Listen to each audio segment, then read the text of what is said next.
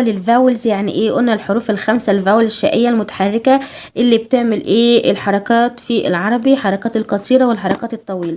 قلنا الفاولز دي اللي هم مين؟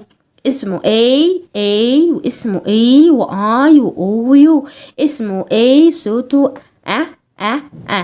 اسمه E صوته إيه إيه إيه. كأن حد كده إيه مش بيسمع وعمال يقول إيه. طب اسمه I صوته إيه. دي الكسرة بقى الأصلية في العرب.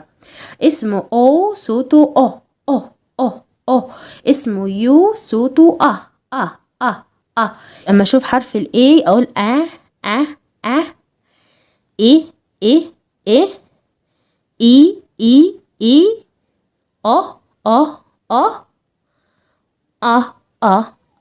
تمام كده. أه إيه إي أه. تاني أه إيه إي أه. إيه إي أه. إيه إي أه. إيه إي أه. إيه أه. إيه إي أه. تمام.